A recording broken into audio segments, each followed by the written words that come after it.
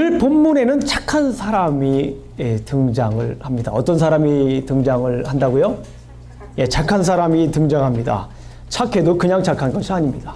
매우 착한 사람이 등장합니다. 어떻게 착한 사람이라고요? 매우 착한 사람이 등장을 합니다. 그 이름을 아십니까? 예? 예, 그 이름을 아세요? 착한 사람의 이름을 아십니까? 예, 착한 사람의 이름은 다윗입니다. 예, 잘 맞추셨습니다. 다윗입니다. 우리가 잘 아는 것처럼 우리가 지금 다윗은 어떤 신세입니까? 지금은 다윗은 도망자 신세입니다. 지금 다윗은 도망자의 삶을 살고 있지만 오늘 우리는 본문에서 다윗의 선행을 만나게 됩니다. 이 도망자의 삶임에도 불구하고 이 다윗은 아주 착한 사람, 그냥 착한 사람이 아니라 아주 착한 사람. 옛날 같으면 선행 표창장을 받을 만한 그런 사람으로 오늘 등장을 한 것을 우리가 볼 수 있습니다. 심지어 다윗을 잡아 죽이려고 추격하는 누구이죠? 사울.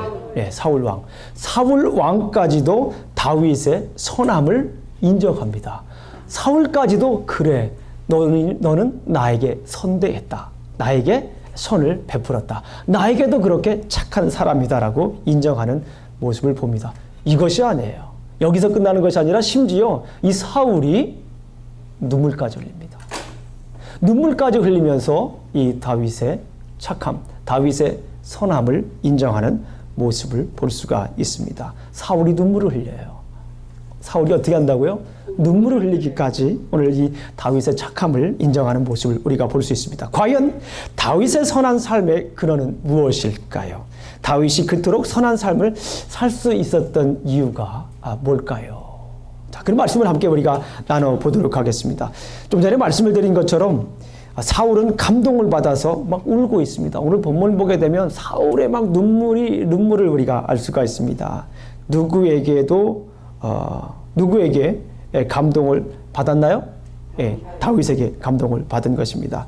순서대로 보지 않고 먼저 오늘 본문을 한번 살펴보도록 하겠습니다. 16절을 한번 보게요. 오늘 16절 말씀을 한번 읽어보겠습니다. 16절 말씀을 한번 다 같이 큰 목소리로 한번 읽어보겠습니다. 시작.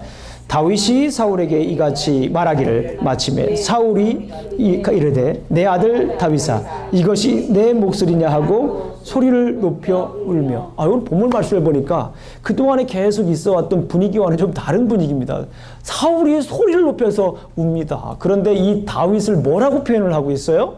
내 아들아, 내 아들아라고 하면서 이 눈물을 흘리면서 거의 이 본문을 보게 되면 통곡에 가까운 그런 눈물을 흘리는 것을 볼 수가 있습니다. 사울의 눈물의 고백을 볼 수가 있어요. 16절 말씀을 보게 되면 지금 읽으셨던 것처럼 눈물을 흘리면서 진심으로 다윗을 아들이라고 얘기를 합니다. 자, 17절 말씀, 18절 말씀을 우리가 함께 읽어보겠습니다. 또 뭐라고 눈물을 흘리면서 고백을 하는지 한번 주목해서 한번 보도록 하겠습니다. 17절과 18절에 있는 말씀을 보겠습니다. 시작. 다윗에게 이르되 나는 너를 학대하되 너는 나를 선대하니 너는 나보다 의롭도다. 내가 나 선대한 것을 오늘 나타났나니 여호와께서 나를 내 손에 넘기셨으나 내가 나를 죽이지 아니하였도다. 뭐라고 얘기를 하고 있어요? 선대한다. 너는 나를 선대한다. 근데 나는 너를 뭐 했다고 얘기합니까? 사울은 다윗을 어떻게 했다고 했어요? 학대했다고 했어요. 학대했는데도 불구하고 너는 나를 선대하는구나. 정말 너는 참으로 착한 사람이다. 라고 하면서 감동해서 우는 모습을 볼 수가 있습니다. 그리고 또 뭐라고 합니까? 의로운 사람이라고 얘기를 해요. 너는 어떤 사람이라고요? 의로운 사람이다. 라고 이렇게 인정을 하는 거예요. 그러고 보면은 사울이 다윗을 스스로 의롭다라고 인정하게 되면 자기 스스로 자기가 의롭지 못한다라고 하는 것을 여기서 뭐 하는 겁니까? 스스로 인정하고 있다라고 하는 모습을 오늘 우리가 볼 수가 있습니다. 그리고 여기서 그치는 것이 아닙니다. 예. 19절, 20절 말씀을 한번 읽어보도록 하겠습니다. 시작. 사울이 그의 원수를 만나면 그를 평안히 가게 하겠느냐? 내가 오늘 내게 행한 일로 말미암아 여호와께서 내게 선으로 갚으시기를 원하노라. 그리고 20절 말씀을 보겠습니다. 시작. 보라, 나는 내가 반드시 왕이 될 것을 알고 이스라엘 나라가 내 손에 견고히 설 것을 안다. 사울이 다윗이 뭐가 될 것을 인정하고 있습니까? 왕이 될 것을 알고 있는 거예요. 지난번에 우리가 봤지만 지난주에 요나단이 다윗을 만나서 하는 얘기가 있었죠. 이 모든 것을 내 아버지 사울도 알고 있다. 네가 왕이 될 것을 알고 있다. 오늘 본문에서도 이렇게 자연스럽게 사울이 고백합니다. 네가 다윗이 왕이 될 것이라고 하는 것을 이렇게 자연스럽게 고백하는 모습을 볼 수가 있습니다. 그리고 여기서 다윗을 인정할 뿐만 아니라, 사울은 다윗을 인정할 뿐만 아니라 또 어떻게 하냐면 사울은 다윗에게 자비를 구합니다. 무엇을 구한다고요? 자비를 구하는 모습을 볼 수가 있습니다. 자, 21절을 한번 읽어보도록 하겠습니다. 시작. 그런즉 너는 내 후손을 끊지 아니하며 내 아버지의 집에서 내 이름을 멸하지 아니할 것을 이제 여호와의 이름으로 내게 맹세하리라 하니라. 이 자비를 구하는 것을 알 수가 있습니다. 자, 왜 이렇게 사울은 진심 어린 마음으로 눈물을 흘리면서 다윗에게 고백을 했을까요? 좀 신기합니다. 왜 이렇게 사울은 그토록 다윗을 못 잡아 죽여서 안달인 이 사울이 다윗을 인정하면서 다윗에게 눈물을 흘리면서 고백을 했을까요? 계속해서 성경 말씀을 보면 이 의문이 풀리게 됩니다. 자, 다윗이 사울을 오늘 본문에서 어떻게 하죠? 살려줍니다. 자, 1절을 보게 되면 다 같이 한번 읽어봅니다. 시작. 사울이 블레셋 사람을 쫓다가 돌아오매 어떤 사람이 그에게 말하여 이르되 보소서 다윗이 엔게디 광야에 있더이다 하니. 자, 지금은 지난주에 우리 살펴봤지만은 이제 사울이 다윗을 거의 다 잡았습니다. 그런데 그때 어떤 일들이 일어났죠? 블레셋이 이스라엘을 쳐들어왔습니다. 그래서 사울은 다윗을 거의 다 잡았지만 다시 전쟁을 하기 위해서 블레셋 지역으로 갑니다. 자, 23장 28절을 읽어보게 되면은 다윗은 중요한 것은 어디로 가죠? 엔게디라고 하는 지역으로 갑니다. 엔게디라고 하는 지역이 어디냐면 오늘 본문의 배경이기도 한 이 중요한 엔게디가 어느 지역이냐면요. 사해 지역 잘 아시죠? 갈릴리가 있고 쭉 요단강을 따라서 내려오면 사해라고 하는 그 호수가 있습니다. 바다로 인식을 했죠. 그 서쪽에 보면, 사해의 서쪽에 보게 되면 거기에 쿰란이라고 하는 데가 있어요. 거기 밑에 보게 되면 엔게디라고 하는 이 광야가 있습니다. 근데 이 엔게디라고 하는 곳은 이 광야 지역의 중요한 오아시스와 같은 역할을 해요. 자, 이름에서 볼 수 있듯이 거기에는 샘이 있습니다. 그래서 뭐 동물들이 와서 물을 먹기도 하고 그랬던 것 같습니다.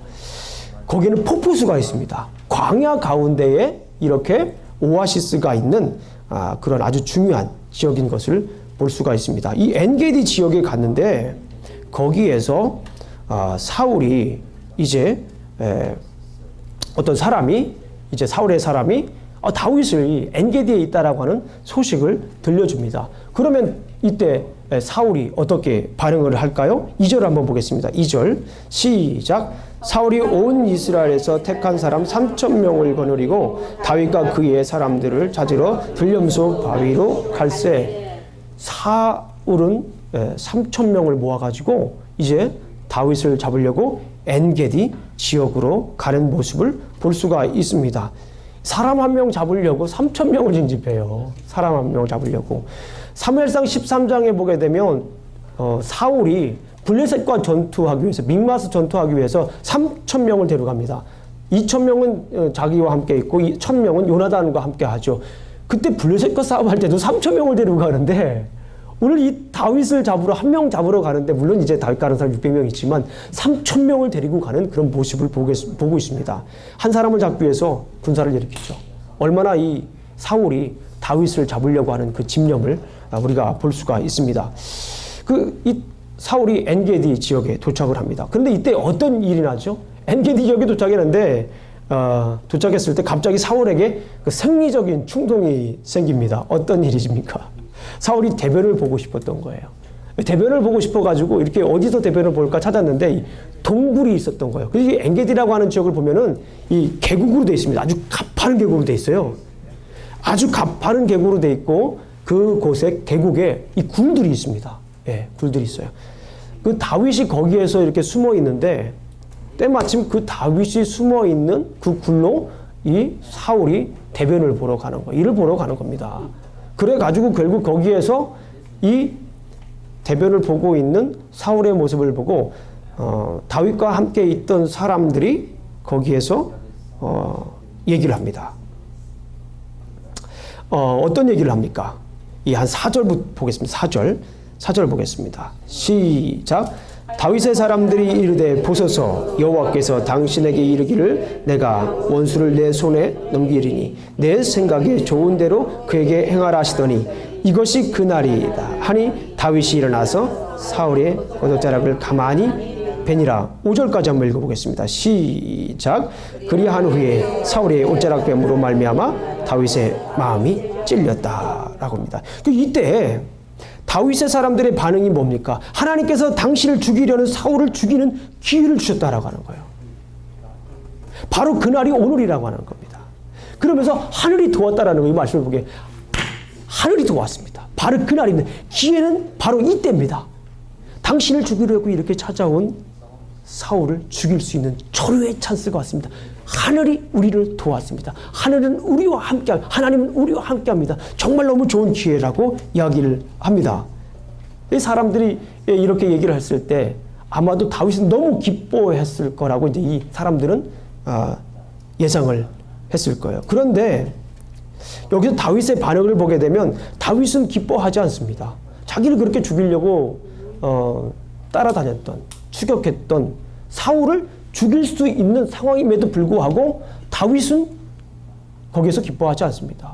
사람들이 죽이라고 이렇게 막 이야기를 의견도 모으는데 그런 여론이 형성이 되었는데 거기서 죽여도 누가 뭐라 할 사람 아무도 없는데 거기에서 다윗은 잠깐 멈춰서서 생각을 합니다. 그리고 어떻게 하죠? 옷자락을 베기만 하죠. 옷자락을 베기만 하고 이야기를 합니다. 뭐라고 얘기를 합니까? 여호와께서 기름 부은 자를 해하는 것은 금하셨으니 오늘 내 주 사울을 죽일 수 없습니다. 아마도 다윗의 부하들은 이런 말을 했을지도 모릅니다. 아휴, 우리 다윗은 너무 결단력이 없어. 우리 다윗은 우유부단해. 이래서 왕노릇을 제대로 할 수 있을까? 그냥 순둥이처럼 착하기만 하네. 그냥 아이고 착해도 너무 착해. 한번 따라해보세요. 착해도 너무 착해. 착해도 너무 착해. 예, 아마도 이런 얘기 했을 거예요. 착해도 너무 착해. 그래서 큰일 하겠나. 기회를 놓쳤어. 하늘이 준 기회를 놓쳤어.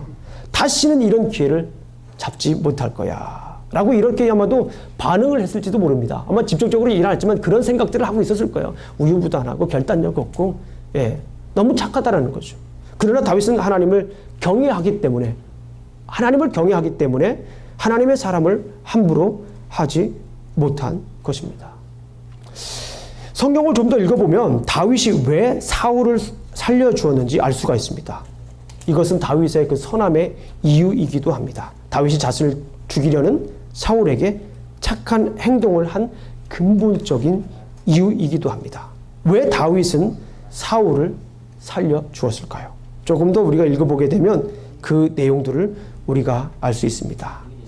자, 이 용변을 보고 있는데 가서 죽이라고 했는데 죽이지 않고 이제 옷자락만 베잖아요. 옷자락만 베고 이제 다 일을 보고 났을 때 이제 사울은 갔겠죠. 사울이 저만치 갑니다. 저만치 갔을 때 다윗이 사울에게 고백을 합니다. 여러분들 잘 이해를 안 가실 수가 있어요. 어떻게 뭐 앉아 있는데 옷을 베고 나서 또 가는 사람 뒤에다가 얘기를 했는데 다시 와가지고 사울이 죽일 수 있는데 얘기를 하느냐라고 물어볼 수 있는데 이 엔게디라고 하는 지역을 제가 영상으로 계속 봤습니다. 그 엔게디라고 하는 말씀 아까 드렸지만 이 계곡이에요. 이 급격한 계곡입니다. 그래서 여기와 여기 이 사이에 서로 가까운 이야기를 하면 가까운 거리이긴 하지만은 굉장히 먼 거리입니다. 가까이 갈 수가 없는 지역이에요. 그래서 아마도 이야기는 할 수 있지만은 쉽게 다가서 죽일 수 없는 그런 거리입니다. 댁에 가셔서 엔게디 광야를 계곡을 한번 찾아보셔서 거기에 나온 영상을 한번 보십시오. 이게 급격한 계곡입니다. 급격한 계곡이에요. 그 사해가 바라보는 그 지역이죠. 급격한 계곡인데 거기에서 이제 지나간 이 사울에게 다윗은 엎드려 절하면서 이제 고백을 하는 그런 모습을 볼 수가 있습니다. 오늘 우리가 본문 읽은 8절부터 15절까지가 결국에는 이 다윗이 사울에게 고백했던 그런 장면인 것을 볼 수가 있습니다. 다윗은 사울에게 절을 하며 왕에 대한 예우를 합니다. 자신이 잘라낸 옷깃을 보이면서 자신의 평소에 가지고 있던 그 말을 고백을 합니다. 처음에는 내 주 왕이라고 얘기했지만 좀 읽어보게 되면 내 아버지라고 합니다. 역시 이 다윗도 사울에게 아버지라고 하는 그런 표현을 쓰게 되는 모습을 우리가 알 수 있어요. 아버지라고 하는 그 이름을 붙이면서 이 고백을 하면서 진심을 담아 고백하는 그런 장면을 봅니다. 자, 결국에는 지금 이 다윗이 사울에게 고백하는 이것이 결국에는 다윗이 사울을 살려준 근본적인 이유가 될 수가 있습니다. 자, 10절을 한번 읽어보겠습니다. 10절, 11절, 10절부터 11절까지만 한번 읽어보겠습니다. 시작. 오늘 여호와께서 굴에서 왕을 내 손에 넘기신 것을 왕이 아셨을 것이니이다. 어떤 사람이 나를 권하여 왕을 죽이라 하였으나 내가 왕을 아껴 말하기를 나는 내 손을 들어 내 주를 해하지 아니하리니 그는 여호와의 기름 부음을 받은 자이기 때문이라 하였나이다. 자, 첫 번째 이유가 뭐냐면 자, 여호와의 기름 부음 받은 자이기 때문에 그렇다는 거예요. 뭐기 때문에요? 여호와의 기름 부음 받은 자이기 때문에. 자, 이 말은 뭐냐면 하나님의 사람이기 때문에 내가 그 사람을 경외한다는 거예요. 그 사람을 존중해 준다라는 거예요. 그 안에 누가 있기 때문에? 하나님이 있기 때문에. 하나님이 명령하셨기 때문에. 하나님이 기름을 부었기 때문에 내가 함부로 할 수 없다라고 하는 거예요. 결국 그 사람을 존중하는 게 아닙니다. 뭘 존중하는 거예요? 하나님을 존중하는 것입니다. 예. 이것은 오늘날 단지 어떤 한 개인적인 목사나 이런 사람 특별한 것을 얘기를 하는 것이 아니에요. 여러분들은 하나님의 사람 아니에요? 똑같은 사람입니다. 그 안에 있는 뭐를 보았기 때문에 그러는 거예요? 하나님을 보았기 때문에. 여러분들 속에 하나님 없습니까? 여러분 속에 똑같이 하나님이 있죠? 이것은 어느 한 목사만 얘기하는 것이 아니고 직책만 있는 사람들 얘기하는 것이 아니에요. 하나님의 사람에게 모두 해당되는 거예요.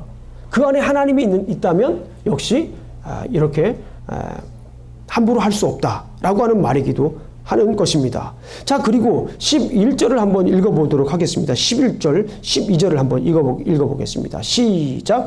내 아버지여 보소서 내 손에 있는 왕의 옷자락을 보소서 내가 왕을 죽이지 아니하고 겉옷자락만 베었은즉 내 손에 악이나 죄가 없는 줄을 오늘 아실지입니다. 왕은 내 생명을 찾아 헤아려 하시나 나는 왕에게 범죄한 일이 없나이다. 12절 읽습니다. 시작. 여호와께서는 나와 왕 사이를 판단하시사 여호와께서 나를 위하여 왕에게 보복하시려니와 내 손으로는 왕을 해하지 않겠나이다. 중요한 것은 뭐냐면 여기에서 이 다윗은 하나님의 주권을 인정합니다. 무엇을 인정했다고요? 하나님의 주권을 지금 인정하고 있는 것을 볼 수가 있습니다. 사울을 죽일 수 있는 기회가 있었지만 하나님께서 기름 부은 왕이기 때문에 죽이지 않았다는 것입니다. 자신의 손에 악이나 죄가 없다고 지금 얘기를 하고 있어요. 예. 그리고 중요한 것입니다. 판단이나 보복은 하나님께서 하실 것이다라는 거예요. 아멘? 판단이나 보복은 하나님께서 하신다는 거예요. 결국에는 무엇을 지금 의지하는 거예요? 무엇을 인정하는 것입니까? 하나님의 주권을 인정하고 있는 거예요. 지금 다윗은 하나님의 주권을 인정하기 때문에 그곳에서 죽일 수 있는 기회였지만 죽이지 않는 거예요. 그것이 바로 다윗이 사울에게 선대한 거예요. 하나님의 주권을 인정했기 때문에 다윗은 여기서 우리가 소위 말하는 착한 행동을 할 수가 있었던 거예요. 하나님의 주권을 인정했기 때문에 여기에서 선대할 수 있었던 것이에요. 여기서 죽이면 끝나는 것이죠. 더 이상 자기를 쫓아올 사람이 더 이상 자기는 광야 훈련을 하지 않아도 됩니다. 광야 생활을 아마 이때가 대략 한 4년 정도 한 때라고 합니다. 굉장히 오래 한 거예요. 지긋지긋한 한 달도 아니고 일주일도 아니고 1년도 아니고 이 지긋지긋한 도망자 생활을 끝낼 수 있음에도 불구하고 거기에서 옷자락만 뺀 것은 무엇입니까? 거기에서 선대한 것은 무엇입니까? 그 사울에게 선대할 수 있었던 근본적인 이유는 개인적인 생각이 아닙니다. 개인적인 이해타산이 아닙니다. 개인적인 판단이 아닙니다. 인생의 경험이 아닙니다. 여긴 뭐예요? 하나님의 주권을 인정했기 때문에 그런 거예요. 아멘? 사람을 보면서 그 사람을 행위를 보는 게 아니에요. 그 사람의 가치관을 보는 게 아니에요. 그 사람 속에 있는 하나님의 주권을 보는 거예요. 하나님의 주권을 인정했기 때문에 다윗은 사울을 죽이지 않았던 것입니다. 다윗의 선함의 원인은 결국 하나님의 주권을 인정했기 때문에 라고 볼 수가 있습니다. 두 번째 이유가 있습니다. 두 번째 이유. 13절부터 15절까지 있는 말씀을 한번 우리 천천히 한번 읽어보도록 하겠습니다. 13절부터 15절까지 읽겠습니다. 시작. 예속담에 말하기를 악은 악인에게서 난다 하였으니 내 손이 왕을 행하지 아니하리이다. 이스라엘 왕이 누구를 따라 나왔으며 누구의 뒤를 쫓나이까? 죽은 개나 벼룩을 쫓음이니이다. 그런즉 여호와께서 재판장이 되어 나와 왕 사이에 심판하사 나의 사정을 살펴 억울함을 풀어주시고 나를 왕의 손에서 건지시기를 원하나이다 하니라. 예, 아멘. 오늘 본문에 있는 말씀을 보게 되면 다윗은 첫 번째 하나님의 주권을 인정했고, 두 번째는 다윗은 하나님의 공의를 인정합니다. 다윗은 선한 사람이기 때문에 결백하다는 얘기를 또 13절에서 읽었던 것처럼 말씀합니다. 나는 내 손이 왕을 해하려 하지 아니하. 내 손에는 내 악이 없다라는 거예요. 악이 없습니다. 다윗은 선한 사람이기 때문에 결백하다라고 얘기를 하죠. 그리고 중요한 것은 15절 말씀처럼 하나님께서 공의롭게 심판하실 것이다. 내가 하는 것이 아닙니다. 내가 하는 것이 아니라 분명히 여기서 다윗이 사울을 죽일 수가 있어요. 분명히 죽일 수 있습니다. 그럼에도 불구하고 그곳에서 자신의 생각을 한 것이 아니라 하나님의 공의를 생각했다는 거예요. 하나님의 공의를 생각하면서 판단은 누가 하는 거예요? 하나님이 하시는 거예요. 뒷일을 누가 처리하시는 겁니까? 하나님이 하시는 거예요. 그것을 여기에서 굉장히 중요하게 강조를 하고 있습니다. 자, 그리고 저는 한 가지 더 여러분들에게 드릴 말씀이 있습니다. 이 다윗이 이렇게 선할 수 있었던 이유, 다윗이 자기를 죽이려고 했던 사울에게 이렇게 선대를 할 수 있었던 이유, 하나님의 주권을 인정했기 때문에, 하나님의 공의를 인정했기 때문에. 그리고 한 가지 더 있습니다. 이 본문에 있는 말씀을 계속 묵상을 했어요. 그런데 이 본문의 말씀을 보게 되면 이 본문의 배경이 어디입니까? 엔게디라고 하는 지역이에요. 엔게디 광야에서 이제 있었던 일입니다. 동굴에 있었죠. 그리고 그곳에서 다윗은 사울에게 고백을 했습니다. 그리고 사울은 다윗에게 울면서 또 이렇게 고백을 했습니다. 그리고 맨 마지막에 22절을 보겠습니다. 22절 시작. 다윗이 사울에게 맹세하며 사울은 집으로 돌아가고 다윗과 그의 사람은 요새로 돌아가니라. 그럼 여기서 요새라고 하는 것이 어디냐면 엔게디예요. 엔게디로 돌아갔다라는 거예요. 그러니까 이 24장의 전반적인 지리적인 배경이 무엇이냐면 어디입니까? 엔게디라고 하는 지역이에요. 그런데 제가 아까 말씀드렸죠. 이 엔게디라고 하는 것은요, 뭐라고 했죠? 오아시스입니다. 엔게디라고 하는 이 광야에 엔게디라고 하는 지역에 거기에 이 폭포가 있어요. 조그마한 폭포가 있습니다. 놀랍지 않나요? 이 계곡 사이에 거기에 폭포가 있어요. 그러니까 이 광야 생활을 하는 이 다윗이 이 엔게디에 있으면서 무엇을 생각했을까요? 저 멀리 보니까 제가 직접 가서 보지는 않았지만 요즘에는 이 성지순례도요, 직접 가지 않아도 이 드론이라고 하는 그 조그마한 비행기 있죠. 그거를 띄워가지고 그렇게 그것을 막 그렇게 보여주면서 이렇게 마치 성지순례를 하는 것처럼 보여주는 그런 또 필름이 있습니다. 그래서 그걸 좀 제가 다 확인해 봤어요. 그랬더니 이 엔게디에 서게 되면은 저기 뭐가 보일까요? 사해가 보입니다. 사해는요, 한 길이가 북쪽부터 남쪽까지 한 80km 돼요. 그리고 동과 서가 한 17km 정도 되니까요. 아주 그냥 사해가 쫙 펼쳐집니다. 엔게디 광야에서, 높은 지역에서. 그 밑으로 보는 사해를 보면서, 광야 생활하면서, 쫓기는 생활하면서. 제가 지금 뭐 광야에서라고 하는 설교를 했지만은 그 광야에서 이 풍족하게 물을 먹을 수 있었어요. 아까도 말씀드렸지만 엔게디라고 하는 것은 이 계곡인데 그 안에 굴이 있습니다. 그 굴에서 얼마나 편안한 안식을 누릴 수 있겠습니까? 결국은 이 다윗이 엔게디에서 계속 머물러 있었다라고 하는 것은 이 본문에서 주는 중요한 메시지가 있어요. 그냥 넘어갈 수도 있는 메시지입니다. 그러나 저는 이 엔게디라고 하는 것을 계속 묵상을 해보니까 결국에는 여기에서 이 다윗은 광야 생활하는 동안에 엔게디에 머무르면서 하나님의 은혜를 계속해서 경험했다라는 거예요. 그 광야 생활 속에서, 쫓기는 속에서, 도망자의 삶 속에서, 긴장감 속에서, 절박감 속에서 그렇게 숨을 수 있는 장소에서, 장소를 하나님께서 제공한 것을 깨닫는 거예요. 그 은혜인 거예요. 광야 생활에 먹을 것도 없잖아요. 광야 생활에 물도 없잖아요. 그곳에서 계속해서 먹을 것을 공급을 받으면서 아마도 이 다윗은 하나님의 은혜를 계속해서 경험할 수 있었던 거예요. 그러니까 결국에서 오늘 본문에서 얘기하는 것은 뭐냐면 다윗은 도망자일지라도 엔게디에서 하나님의 은혜를 충분히 경험하고 살았다라고 하는 것을 조금만 묵상해 보면은 알 수가 있다라는 거예요. 그러니까 결국에는 이 다윗이 사울에게 선하게 할 수 있었던 이유가 무엇입니까? 하나님의 주권을 인정한 거예요. 아멘. 자기 자신에서 먼저 생각한 게 아니에요. 하나님의 주권을 인정한 거예요. 두 번째, 하나님의 공의를 인정했습니다. 아멘. 하나님의 공의를 인정했어요. 세 번째, 하나님의 은혜를 생각했던 것입니다.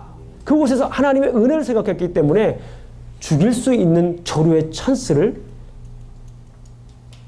거기에서 하나님의 은혜를 생각하면서 하나님의 뜻에 맡기게 했던 그 놀라운 일을 우리가 할 수 있었다는, 그것을 보고 사울은 다윗에게 너는 나에게 뭐 하는구나? 선대하는구나. 내가 너를 그렇게 학대하지만 너는 나를 뭐 하는구나? 선대하는구나.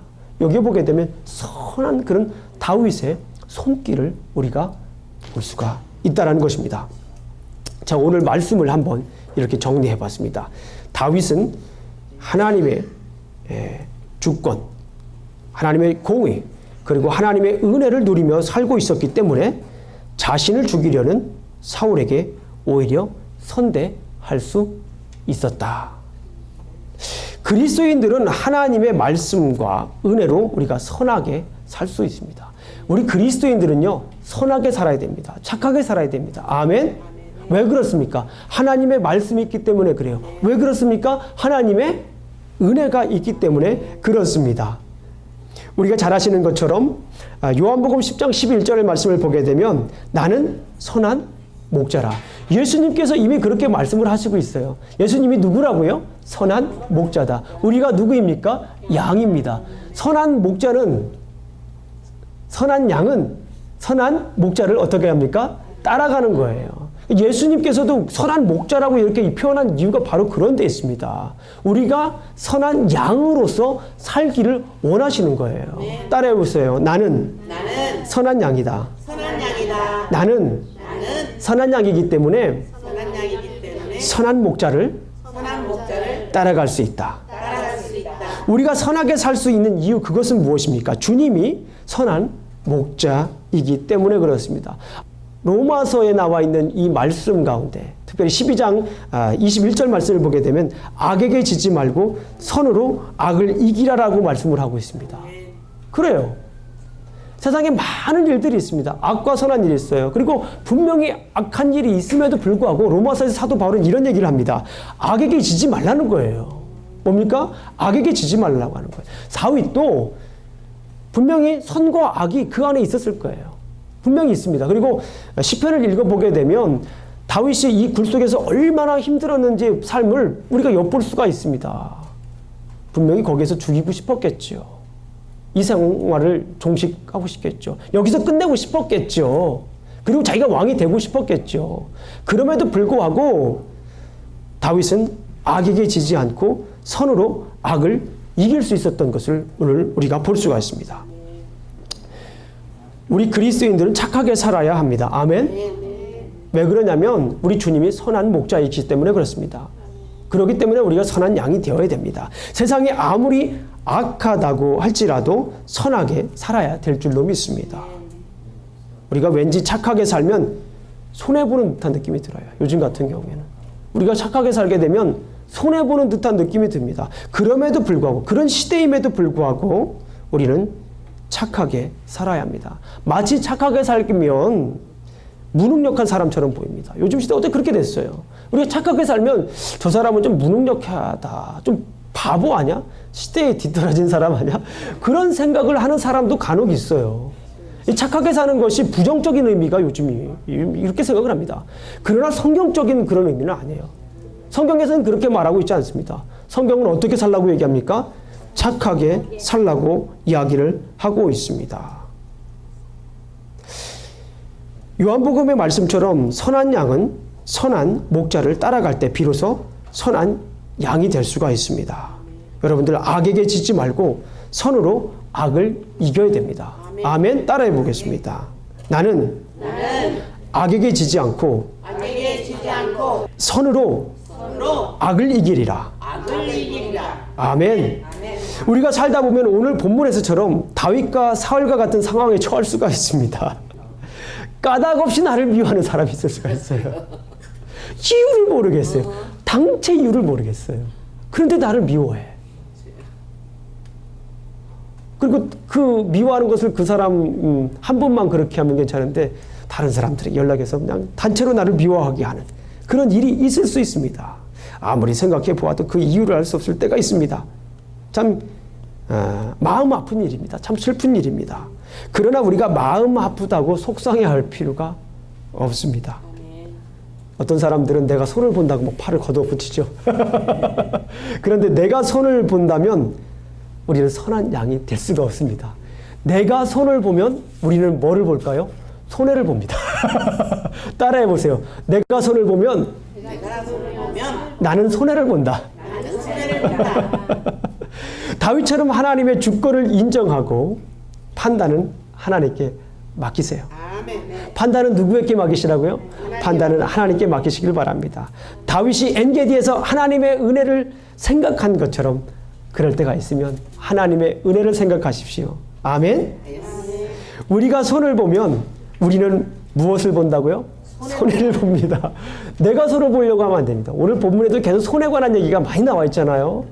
내가 손을 보려고 하면 나는 손해를 볼 것입니다. 우리가 손을 보면 선은 희미해집니다. 우리가 손을 보면 어떻게 진다고요? 선은 희미해집니다. 우리가 손해를 볼 것입니다.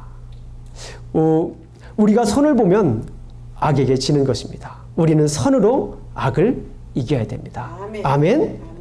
우리는 우리의 길 대신, 우리의 생명 대신, 진리 대신 선한 목자이신 예수님을 따라가야 합니다. 선한 목자를 따라갈 때 비로소 우리는 선한 양이 될 수 있기 때문입니다. 심지어 이런 일들이 교회에서도 일어나죠. 어떻게 해야 합니까? 판단은 하나님께서 하십니다. 아멘. 예, 판단을 하나님께서 하십니다. 내가 똑같이 미워할 필요가 없어요. 내가 똑같이 미워할 필요가 없습니다. 똑같이 미워하게 되면 어떻게 됩니까? 악에게 지는 것입니다. 똑같이 미워하면 나는 선한 양이 아닌 거예요. 똑같이 미워하면 악에게 지는 것입니다. 우리가 선을 보면 선은 어떻게 됩니까? 희미해집니다. 우리가 선을 보려고 하지 마십시오. 우리가 선을 보게 되면 선은 희미해지고 우리가 선을 보려고 할수록 우리는 그 선은 착함은 계속해서 멀어지는 것을 우리가 볼 수 있습니다. 우리가 선을 보면 악에게 지는 것입니다. 우리는 선으로 악을 이겨야 합니다. 아멘. 우리는 선으로 악을 이겨야 될 줄로 믿습니다. 아멘. 힘들고 괴로워도 하나님의 공의로운 판단에 맡기시길 바랍니다. 아멘. 다윗처럼 하나님의 주권을 인정하고 판단은 하나님께 맡기시길 바랍니다. 아멘. 하나님의 은혜를 생각하시기 바랍니다. 아멘. 선한 양은 선한 목자를 따라가야 합니다. 아멘. 선한 목자를 따라갈 때 비로소 선한 양이 될 수 있기 때문에 그렇습니다. 오늘 성경에서 말씀하시는 것처럼 나를 괴롭게 하던 사람에게 복수할 수 있는 상황에도 여러분은 어떻게 하시겠습니까? 복수를 하시겠습니까? 그런 상황에도 우리는 다윗처럼 하나님의 주권과 공의를 생각해야 됩니다. 판단은 누구에게 맡깁니까? 하나님에게 맡겨야 됩니다. 하나님의 무엇을 생각해야 됩니까? 하나님의 주권을 생각해야 됩니다. 하나님의 무엇을 생각합니까? 하나님의 공의를 생각해야 됩니다. 또 무엇을 생각해야 됩니까? 하나님의 은혜를 생각해야 될 줄로 믿습니다. 아멘. 하나님의 은혜를 생각하십시오. 잠시 멈춰서서 다윗처럼 엔게디에서 하나님의 은혜를 생각하시길 주님의 이름으로 축원합니다. 아멘. 우리가 굳이 손을 볼 필요가 없습니다. 우리가 굳이 애써 손을 볼 필요가 없습니다. 우리가 손을 보면 우리는 선을 볼 수가 없습니다. 우리는 똑같이 악한 사람이 되는 것입니다. 악에게 지는 것입니다. 하나님의 주권과 공의에 우리 맡겨야 됩니다. 선한 목자를 따라갈 때 비로소 우리는 선한 양이 될 수 있기 때문에 그렇습니다. 한번 따라해 보시겠습니다. 나는 선한 양이다. 선한 양이다. 나는 선한 양이기 때문에 나는 선한 양이기 때문에 나는 선한 양이기 때문에 선한 목자를 따라갈 수 있다. 선한 목자를 따라갈 수 있다. 나는 선한 목자를 따라가기 때문에 나는 선한 목자를 따라가기 때문에 선한 양입니다. 선한 양입니다. 기도하시겠습니다.